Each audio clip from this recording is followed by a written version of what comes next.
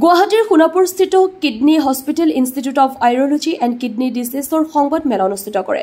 উত্তৰ পূৰ্বাঞ্চলৰ সৰ্বপ্ৰথম আৰু একমাত্ৰ উৎসৰ্গিত ইউৰোলজিকেল ৰবট মান্ত্ৰা 3.0ৰ আগমনৰ কথা আনুষ্ঠানিকভাৱে ঘোষণা কৰে IUKDৰ মুখ্য পৰিচালনা সঞ্চালক তথা ইউৰোলজি আৰু ৰবটিক্সৰ মুখ্য বিশেষজ্ঞ ডক্টৰ অৰূপ কুমাৰ নাথে।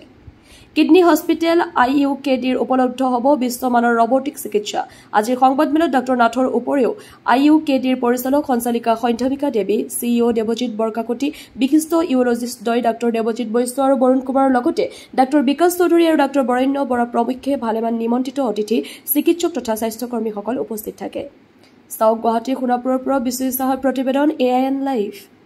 তাৰ প্ৰথম উদ্দেশ্যটো হল যে আমাৰ এই কিডনি হস্পিটেল যি 2023 সনৰ 12 সেপ্টেম্বৰত শুভাৰম্ভ হৈছিল ভাৰতবৰ্ষৰ পঞ্চমখন কিডনি হস্পিটেল তথা উত্তৰ পূব ভাৰতৰ একমাত্ৰ আৰু প্ৰথমখন উৎসৰ্গিত কিডনি হস্পিটেল আৰু যোৱা 2 বছৰত বিভিন্ন বাধা বিঘিনি অতিক্ৰম কৰি আমি অসমৰ কাৰণে এটা কিছু গৌৰৱৰ ক্ষণ কঢ়িয়াই আনিবলৈ সক্ষম হৈছো।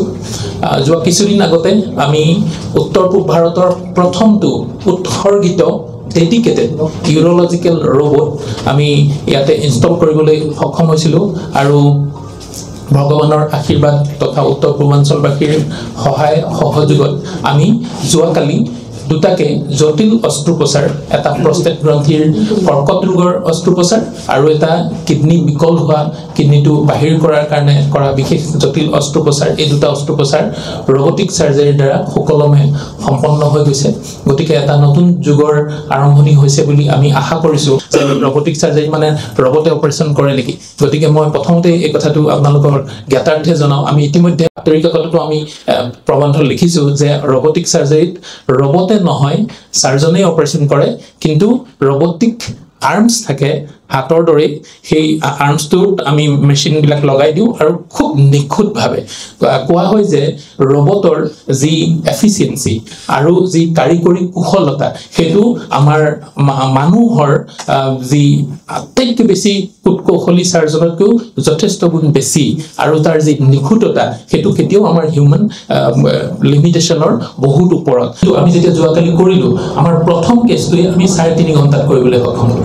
গতিকে এই যেটো 7 ঘণ্টাৰ পৰা 9 ঘণ্টাৰ মানুহজনক বেহুচ কৰি ৰাখিব লগা হ'লহেঁতেন সেই একেজন ৰোগী আমি কিন্তু 3.5 ঘণ্টাত কৰিব পাৰিলো। গতিকে বহুবিলাক ঔষধৰ পৰিমাণ তেওঁৰ শৰীৰত যেটো গ'লহেঁতেন, যেটো চেতনানাশক তেওঁৰ শৰীৰত গ'লহেঁতেন, এইখিনি কম হ'ল।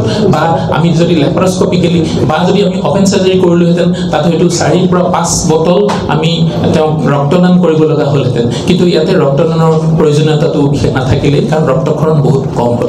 এনেধৰণৰ কিছু সম্ভাৱনা গঢ় লৈ উঠিছে যে হয়তো আমি অনাগত দিনত আমি IUKDত বহি থাকি ডিব্ৰুগড়, শিলচৰ বা ঢাকা বা আইজলত আমি অপাৰেশ্যন কৰিবলৈ সক্ষম হ'ম।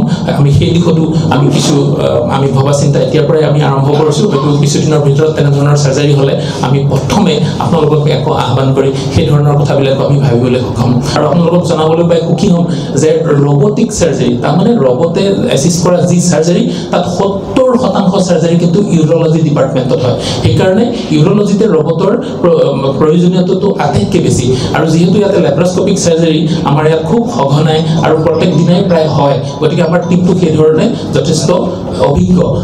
যিকোনো খবৰ আৰু বিজ্ঞাপনৰ বাবে যোগাযোগ কৰক 7896121996 লগতে 7002537271 আৰু 9854011916।